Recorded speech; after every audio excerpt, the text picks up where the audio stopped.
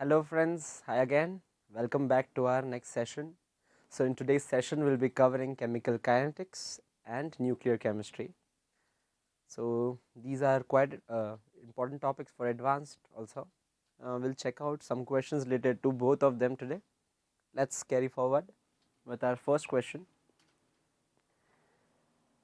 Oh yeah, I have something better for you. So our first question, our initial questions would be for one correct answer, right? Okay, so let us check out the questions now. The first question says, in the reaction P plus Q, where the P and Q are reactants and they give R and S, where R and S are products, the time taken for 75% reaction of P is twice the time taken for 50% reaction of P. So this is the first information that is given to us. Let me change the color so that you can see it better. Let's keep it blue. So this is the first set of information that is given to us, correct? The second set of information that is given to us says that this is the second information. The concentration of Q varies with reaction with time as shown in figure. So this is the second set of information given to us. What they are asking us is to find the overall order of the reaction, right? So what they want, let us see what they want first. So they tell us that the rate is proportional to alpha and beta, right? So what they want us to calculate alpha plus beta. How do we do that? It's very simple actually. So we have to take this information that is given to us in 1 and 2 and plot and see what the orders are, alpha and beta, depending on the graphs. So this information here, can you plot this in a graph? What does it say? The time taken for 75% reaction of P is twice the time taken for 50% reaction of P. So time taken for 75% of reaction to happen for P is twice the time taken for 50% of this reaction. Where do we see this kind of behavior? We observe this in such a graph of concentration of P versus time. So this says that for 50% whatever time it was taken, for 75% reaction to reach, it took exactly double the time. This is, if this is 100, this will be 200. Now this kind of graph we observe when the reaction is first order with respect to reactant, that is P. Hence from this we can observe that alpha is equals to 1, right? We got first thing. Now secondly, from this graph here we can clearly see that Q is not varying with time and it is linear. And where do we find a linear graph of reactant versus time? So this shows that it is a zero order reaction with respect to Q. Now what do we have? Alpha is 1 and beta is equals to 0. So the overall rate of the reaction would go to 1 plus 0, which is 1, which brings us to the answer D here, correct? So it's all about the play of graphs. In chemical kinetics and in this kind of questions, it's very important to learn all the types of graphs that there are, and you should know all the equations and the graphs that are plotted by these equations. If you know the graphs, you can easily reverse it to the find the equations also, and also with the graphs you can easily analyze your answers without any calculations. This helps us a lot, right? So it's very important, the point number 1, that you have to understand how the graphs work for easy calculations in chemical kinetics. It's quite important for JEE, right? Moving on, let us see our next question. So bombardment of aluminum by alpha particles leads to its artificial disintegration in 2 ways. So what does it say? That this aluminum particle is bombarded by alpha particles. What are alpha particles? These are helium particles, right? So these helium particles without their obviously electrons, those are alpha particles. So, this helium with 2 positive alpha particles are bombarded on aluminum. Now, it takes 2 paths, one is a direct path and one is an indirect path. So, what do we need to find out is what is the x, y and z in these 3 cases. So, what do we have here? We have aluminum, right. So, aluminum we have is this. Now, this is bombarded by alpha particles, right. Now, it gives us 2 equations. Equation number 1 I am writing here and equation number 2 I will be writing here. What does equation number 1 says? The equation number 1 gives us directly a silicon with an X. So, here is a silicon with something. Now, it is a simple game of calculations, like it is a mathematics.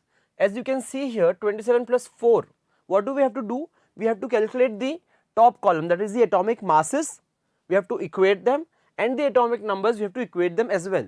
So, 27 plus 4 is equals to 30 plus this value A, correct, and down below it will be 13 plus 2 is equals to 14 plus this Z, alright. So, 27 plus 4 gives us 31. So, this A becomes equals to 1, correct. Similarly, 13 plus 2 gives us 15. So, this becomes here again Z becomes equals to 1. Now, what is this particle with a mass of 1 and also charge of 1? What is this particle? It is basically a hydrogen atom, correct. We have atomic mass also 1 and we have atomic number also 1. So, what is this? It is a hydrogen atom, correct. It is as simple as calculating the A and Z. Now, let us see in the second case what do we have here. So, what do we have? It gives us a phosphorus atom, right, a phosphorus atom, and then it gives us the silicon, okay.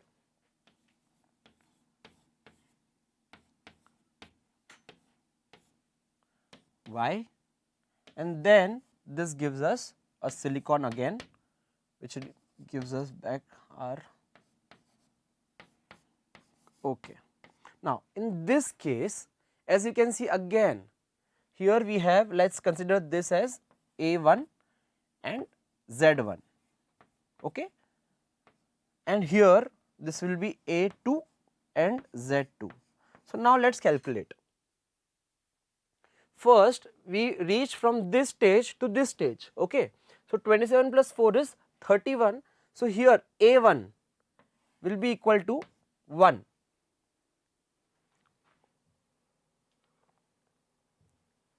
So, this A1 will be equal to 1 and at the bottom this Z1 will be equals to 0 as we have already reached 15. It is a simple mathematical equation. Now, here from after to come here we have 31 and here we have 30. So, again A2 will also be equals to 1, but this time this Z2 will be again 1. So, we have our Y as a molecule with a mass of 1 and a charge of 0. This is our Y. What kind of particle has a mass of 1 and a charge of 0? It is a neutron, right. So, Y will be a neutron, but similarly as A and Z are 1, so this again Z will also be a hydrogen, right. So, X and Z become hydrogen.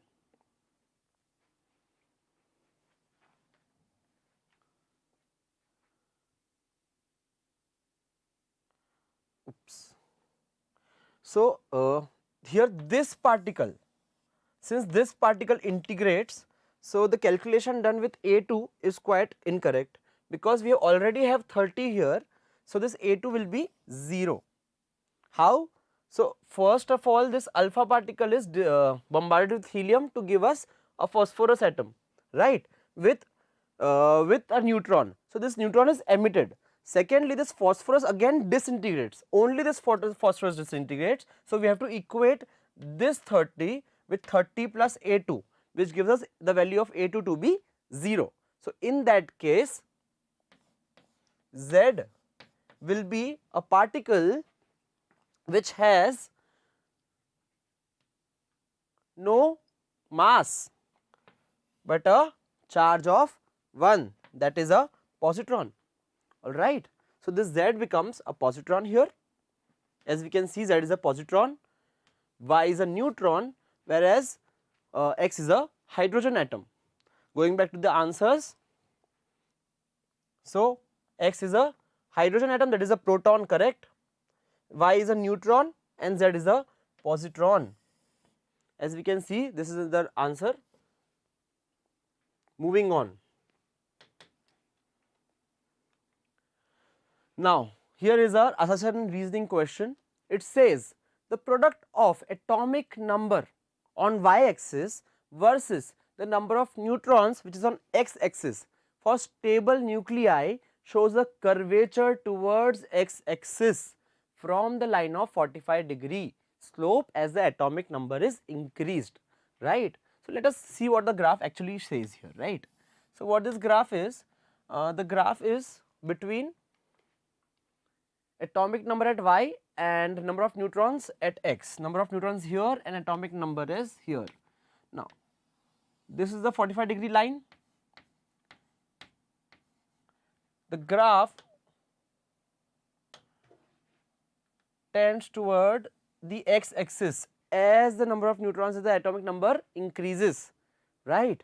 And in reality, if we have seen the graph, it is actually the same graph, but atomic number is on the x axis and the neutron number is on the y axis. So, this is our real time graph that we generally plot, and this here is what they have asked us to plot. If you see, this actually is the same graph, just reversed on z and y axis. What axis z is here in this graph and z is here y on the y axis in this graph, right. So, it is actually the same graph. So, in this cases, what they ask us now, yes, that is true, right. So, this is the actual graph which generally happens. So, this statement is true. As we can see, these graphs are comparative to each other. Now, moving on, what is the second point that they say, that the proton-proton repulsion begin to overcome attractive forces. Now, what is the reason? What is the reason of this moving outside? What is the reason of this instability is that the proton-protons, the interaction between proton-proton are overcoming the repulsion is overcoming the attraction here. Since the repulsion is coming overcoming the attraction, what is happening? We are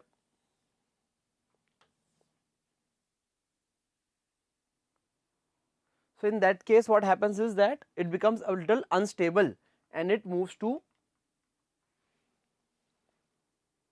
towards the outside. It becomes a little unstable, right? So, due to this instability, yeah, again let me explain to you again. So, the statement 1 is correct because as we can see, these two graphs that we have made are actually the same. Now, what is the reason behind this? The reason behind this is probably that protons repulsion is overcoming the proton electron attraction. Due to this the nuclei becomes unstable, right, and due to which it forms it deviates from the actual calculations. Now, due to this factor, we can say that statement 1, which is also true, and statement 2 is also true, and also the statement 2 explains what is written in statement number 1, right. So, the product of atomic number versus the number of neutrons for stable nuclei shows a curvature towards x axis, okay. And why? Because the proton electron repulsion begins to overcome attractive forces of protons and neutrons in the nucleus, alright, and due to which this nucleus becomes heavier and it destabilizes. So, this is the true. So, statement 1 is true, statement 2 is true, and statement 2 is the correct explanation for statement 1 is our right answer, that is A. Cool. Moving on. A positron is emitted from sodium atom 23Na11. The ratio of the atomic mass and atomic number of the resulting nuclide is. Now, what they are asking us to do is a positron emission. What is a positron emission? As you can see, the concepts which are related to nuclear chemistry are quite easy. You just have to remember the simpler terms like positron, neutron, neutrino, electrino, and similarly the alpha particle, the hydrogen particle, right. So, if you remember beta minus and beta alpha decays and everything like that, if you remember all those terms, you will be able to do it these kind of calculations quite easily. Since here they have asked us that there is a positron emission. Now, what is a positron? We know that this is a positron, opposite of an electron. Now, if this is emitted here, and now we have to make another particle here, what this particle would contain? This particle will have 23 as its atomic mass, but its atomic number will decrease by 1. So, the ratio, now that what they have asked us in the question is the number of the resulting nuclide, right. So, the number of resulting nuclide will go to 23 by 10. These are quite simple questions, right. See, these kinds of questions are asked in JEE Advanced and everything. So, these questions are basically picked up from our JEE syllabus so as to integrate this kind of knowledge, to have that kind of creativity to solve these questions with minimum efforts, right, with very less efforts. Moving on, right. So, atomic mass and the atomic number ratio gives us 23 by 10. Moving on to the next question.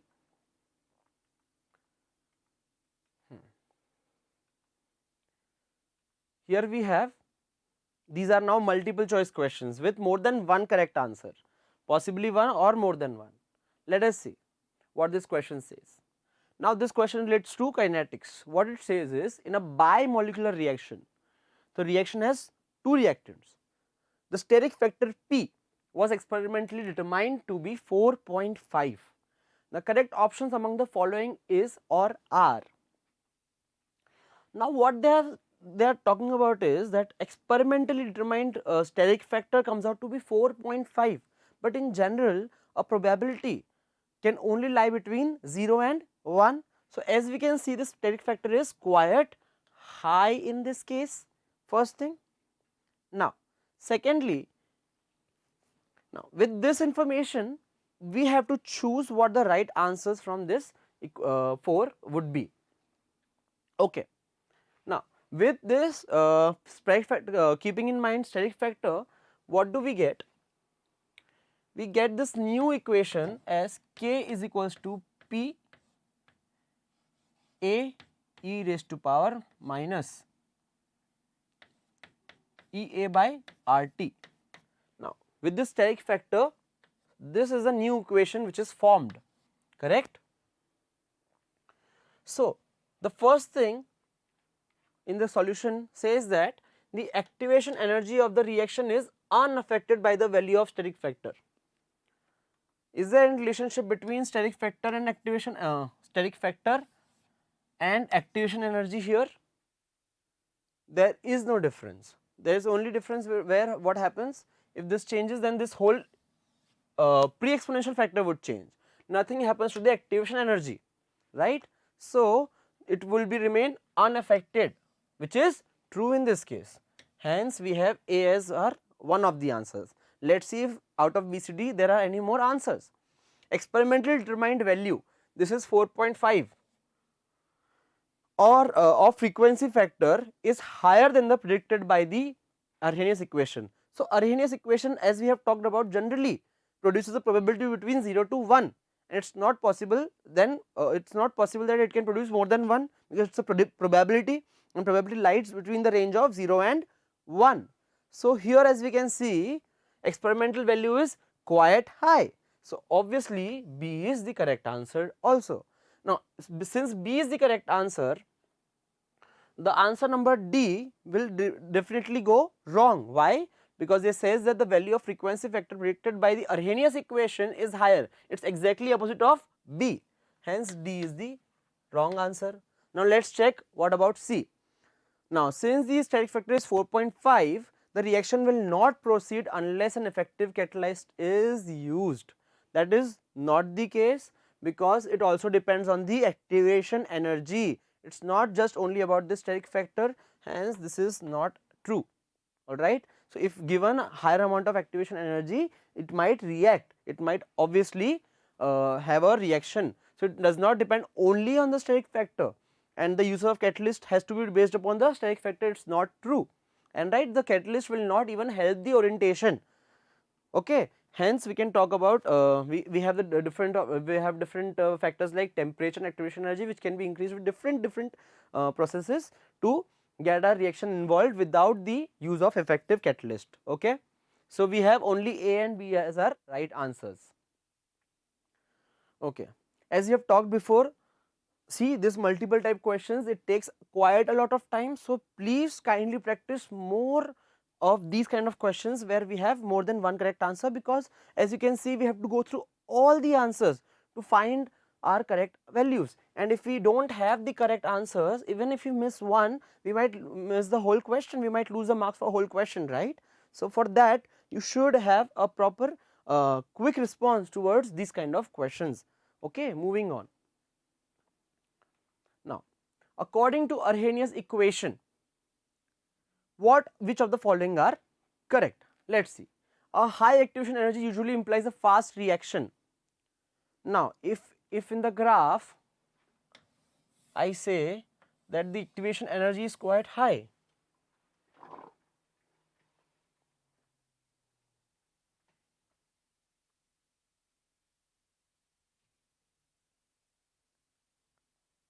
I am not online, right?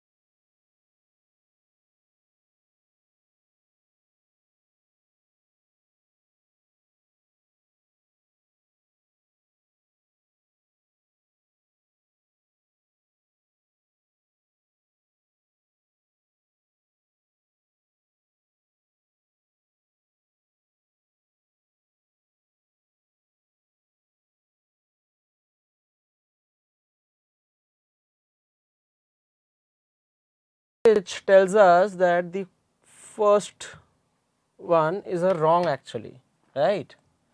Moving on, rate constant increases with increase in temperature. Now this is due to the greater number of collisions whose energy exceeds the activation number, right. So what does it say, that rate constant K depends upon temperature and it will increase with increase in temperature. Obviously when the temperature is increased, what will happen, there will be more number of collisions. If the collision frequency will increase, obviously K will be affected and it will directly increase, hence this is correct. What we can say for this B is that K is directly proportional to temperature, effect of K, right, effect of T is directly proportional to temperature. Higher the magnitude of activation energy, stronger is the temperature dependence of the rate constant. For this, what do we have? We have the so here we have K is equals to A e raised to power minus EA by RT. Now what they have asked us is the magnitude of activation, higher is the magnitude of activation energy, stronger is the temperature dependence of the rate constant. So we need to find the dependence of rate constant with respect to activation energy, right. So what we will do is we will take a differentiation here. We take a differentiation simply, we take a log first, which gives us ln K is equals to ln A minus EA by RT. Now if I take a differentiation here, what do I get? D ln K is equals to by dt with temperature, right. This gives us EA by RT square. What we have done is differentiated 1 by T. When T raised to power minus 1 it is differentiated, है ना, T raised to power minus 1 d by dt. This will give us minus 1 by T square. Now this value substituted here, what do we get? This value. Now with this we can see that higher the value of activation energy, the relation will be stronger and stronger. Higher the magnitude of the activation energy, thus temperature dependence become stronger for the rate constant. This is also true. So what does it gives us? That dk by dt is proportional to EA, exponential activation energy, right.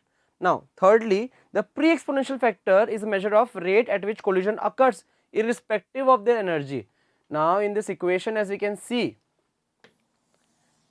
this A is independent of the activation energy exponential part, and it is, what does it talk about? The collision frequency, as we have discussed, right. So this is also a correct answer, giving us B, C and D as our correct answers, right. So the amount of time, as you can see, exploring all the option increases, so be fast. Moving on, here is another question which says that a plot of the number of neutrons n against the number of protons p of stable nuclei exhibits upward deviation from linearity for atomic numbers that are greater than 20, which is leading to instability. Why? Because n by p ratio is less than 1. Due to n by p ratio less than 1, it is reaching to instability. Now how does it decay to make itself stable? Now let us see, let us capture all this equation and let us see how do they affect, right. So if there is a beta, so what do we have here? We have n by p less than 1, okay. Now here we have the 4 options.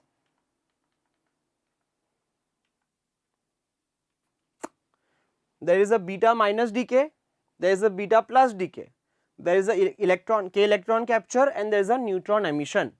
Now what will beta minus and neutron emission do to this? So beta minus decay and neutron emission both will instead of decreasing the n by p value, it will decrease it further, right. As it is already less than 1, what we need? We need n by p value to be more than 1. This is what we are expecting for a stable nuclei, right, and this is already low. So to increase it, what we have, the 2 possibilities are positron emission. This positron emission, what does it do? It decreases the value of this Z, right. So which decreases the value of P and makes this number greater, it increases the number. Similarly, the K electron capture, what they have done, so here the electron is being captured by this element and here positron is being emitted, which is approximately the same thing but on the opposite side. Both leads to increase in the number of P and hence they will increase the number of they will basically lead to stable nucleus, alright. So only positron emission and K electron capture and positron emission are two possibilities. Now in this case of beta emission, what do we observe? If we have a neutron emission, this leads us to a particle which will have a mass lesser, correct. Due to this the neutron number has decreased.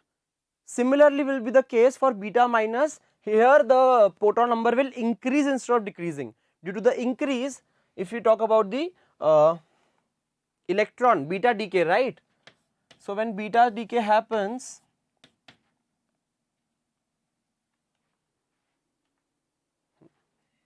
for beta decay this is what we get. So for this B becomes A and B plus 1. In both the cases, as we can see, the n pi b ratio is basically decreased further and this leads to a unstable nucleus.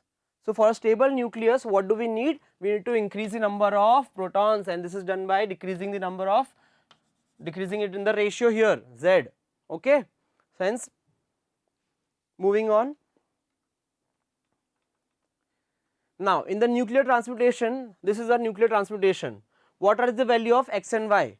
It can be gamma and neutron, proton and deuterium, and gamma and a proton, alright. Let us see, let us fit this all these values in X and Y and let us see if they come out to give us a equal in the numerical form, alright. So here we have, if we put our option number A, gamma and neutron, what happens is, let us see the addition now. This 9 adds directly to 8 and 1 and this 4 adds to 4 plus 0. So this is possible. Second, if we have a proton and a hydrogen, here we can see that 9 plus 1, this is a deuterium, right. So 9 plus 1 10 and 8 plus 2 is also 10. On the contrary, Z 4 plus 1 gives us 4 plus 1. So this is also possible. But here as we can see, these values in the left do not add on to give us the values on the right. So this is not possible. Similarly, in the case here, we can see that the atomic number are not adding up, due to which this is also not possible. Hence, what is possible? A gamma and a neutron and a proton and a deuterium. So a gamma and a neutron and a proton and a deuterium are the right answers, whereas C and D are the wrong answers. So it's simple question. What we have done is we've just equated the left and right, the atomic numbers and the mass numbers on the left with the atomic number and mass number of the right. So it's as simple as this. Moving on, for the first order reaction, what do we have here? It's a first order reaction. The concentration of reaction decreases exponentially with time. The half-life of the reaction decreases with increasing temperature. Half-life of the reaction depends on the initial concentration of the reactants, and the reaction proceeds to 99.6 completion in 8 half-life duration. Let us check all these by the virtue of calculations. So we have the first thing very simply, that Ca, here is our equation, right. Ca is equals to Ca naught e raised to power minus kT. Now what does it say? The concentration of the reactant decreases exponentially with time. Is it true? Yes, it decreases exponentially with time. Hence A is our first correct answer. Moving on, it says that the half-life of the reaction decreases with increasing temperature. So we know the half-life will be 0.0 for a first order reaction, right. So it does not depend on the value of A, it just depends on A naught, 0.693 by K. This can directly K is equals to Arrhenius factor here. It is not depending on the concentration, right? So K is equals to A e to the power minus EA by RT. So this, with this we can see that this EA by RT is in the numerator, right? So what happens? As we can see, the half life of this reaction decreases with increasing temperature. So as much as T increases, because T is in the denominator, this exponential, the value of exponential will go on decreasing. As the value of go on will decreasing, that half life will also decrease. So temperature and half life will have that kind of relationship where if the temperature is increased, the half life will decrease. Hence B is a correct answer and A is also correct answer. For a first order reaction, does the half life depend on the initial concentration? No, we have seen that it does not depend on the initial concentration. Finally, talking about the D answer, the reaction proceeds to 99.6 completion in 8 half life duration. Let us check it out by calculation. By the virtue of calculation here, we can see that for 99.6%, right? So for basically how much, the Ca minus Ca naught will be 0.4. So as we can calculate here, to reach the 99.6%, the half life cycles required are 8, right? Here the number of n is calculated clearly,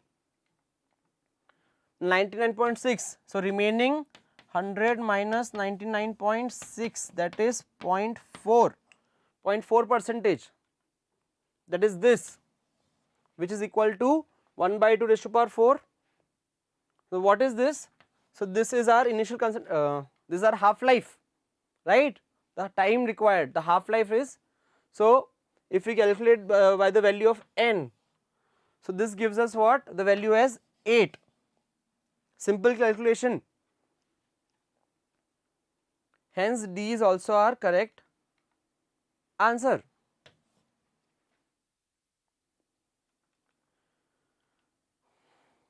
Let us see the next question here.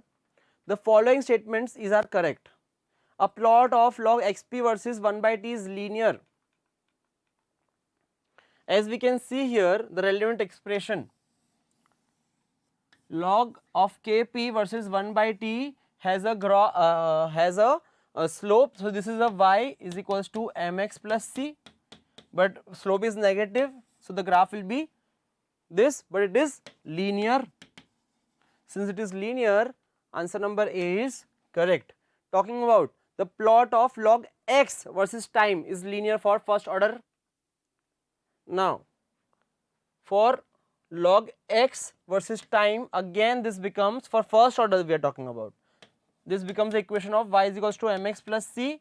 Now this time it will be a ascending graph, hence making the B point also correct. A plot of p versus 1 by t is linear at constant volume. As we can see here, at constant volume p by t is constant, so p versus t will be linear, whereas p versus 1 by t will be actually exponential. Hence due to this reason we can say that this is a wrong statement. Now a plot of p versus 1 by v is linear at constant temperature. Now as we can see that pv is equals to constant, hence p is proportional to 1 by v. So this is linear at the constant temperature, due to which D is also correct. So what do we want is the relevant expressions. If we know the relevant expressions for all these 4, we will know the right answers, right? Okay.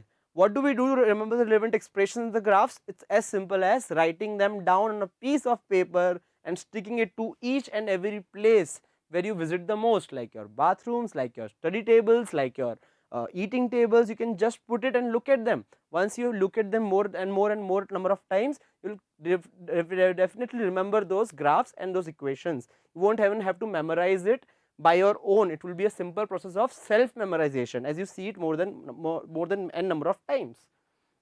Moving on, for a first order reaction, the degree of dissociation is equal to 1. Okay, these are the 4 possibilities. What are these possibilities? The degree of dissociation is equal to 1 minus e raised to power minus kT. Second is a plot of reciprocal concentration of the reactant versus time gives us a straight line. The time taken for the completion of 75% reaction is thrice the time taken for the half reaction. This is wrong. as we have seen the first question, it is just double. So this you can directly say T75 is actually twice of T50, not thrice for a first order reaction. Similarly, the pre-exponential factor in the Arrhenius equation has a time dimension of raised to power -1 and the plot of reciprocal concentration of the reactant versus time. So what they want, 1 by C versus time. Is it a straight line? This is also wrong. Okay, let us check for A and D. So 1 by C versus time is not a straight line, so this gives us B as wrong, and we also know that T75 will be twice of T50, which gives us C as also wrong. Let us check for A and D. Okay. So for A, in the first order reaction we have here as a degree of dissociation, right. So if we calculate alpha from here, what do we have? Kt is equals to log E 1 upon 1 minus alpha. From here, if we calculate, if we take this log to the opposite side and calculate the value of alpha, what do we get?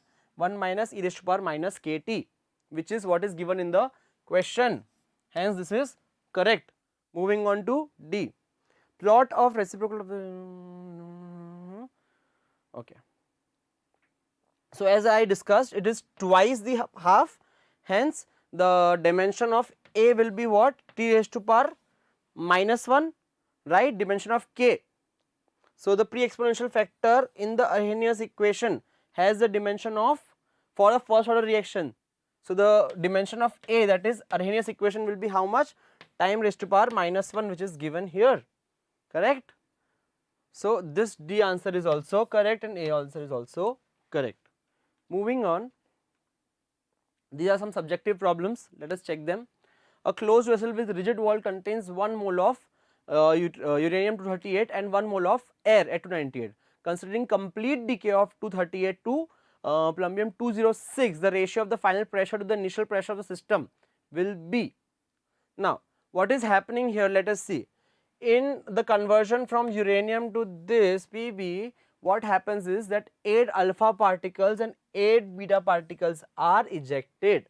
Now since 8 alpha and 8 beta particles are ejected, so initially we had 1 mole of gaseous, right, gaseous particles.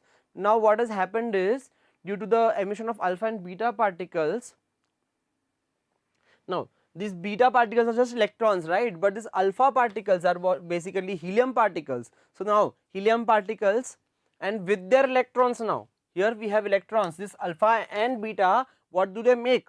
This alpha is 4 He2 plus, correct, and we have beta as the electrons. If we add all these electrons here, what do we get? The helium particles, and how many?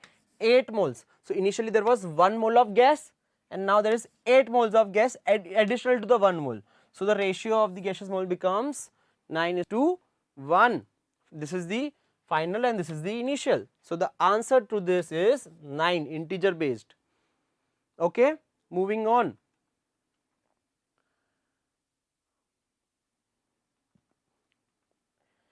The periodic table consists of 18 groups, as we know.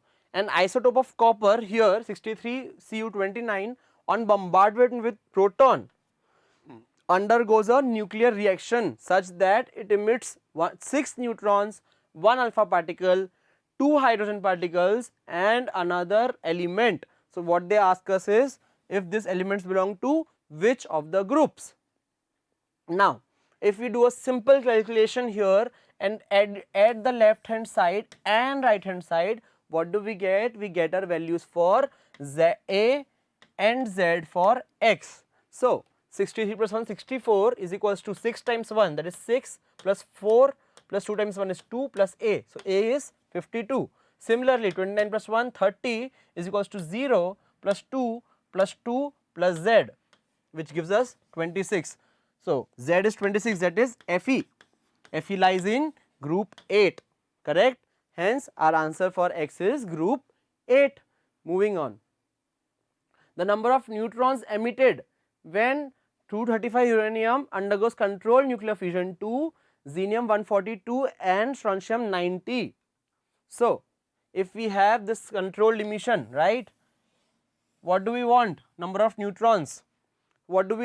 We do a simple calculation. 54 and 38, they would add up to give what? 92, but if we add 142 and 90, what we are missing? We are missing 3 more mass. So 3 more mass is accomplished by this 3 more neutron present there. So how many neutrons are lost when these two particles are formed? Three neutron particles are formed, because this one, just one, right? The mass is 1 for neutron, and how many masses are missing? When we add 142 and 90, we are missing with 3 masses. So these 3 masses are accounted by 3 neutron particles with mass 1 each. Alright, hence this is how we solve. The answer becomes 3. Now moving on to our last question here. The concentration of R in the reaction R to P was measured as a function of time. Okay, so they have measured the concentration R with respect to time. Now what do they want? They want us to find out what the order of the reaction is. For this, what can we do? We can directly calculate dr by dt. If I calculate dr by dt, we can know how the graph is moving, like is it exponential or is it straight line. So what do I do? I simply take subtraction of this and divide it. Similarly, this is 1, this becomes 2, and similarly this becomes 3. Okay, so 1 minus 0.75 is 0.25 divided by 0.05 gives us 5 moles per minute, 0.25 by 0.05. Similarly, 1 minus 0.4 is 6, 0.6 divided by 0.12, 0.6 divided by 0.12 again gives us the same rate, and 1 minus 0.1 is 0.9 divided by 0.18 gives us again the same rate. Now the rate is constant throughout. What does it tell us? This tells us that the graph is actually linearly decreasing, hence it is a zero order reaction, right? And this is how we basically calculate with the help of graph. So this is how with certain graphs and certain different very simple mathematical calculations we can easily solve the questions for chemical kinetics as well as for the nuclear chemistry. So with this we will end up a session, wind it up. Okay, thank you guys, keep learning, bye bye.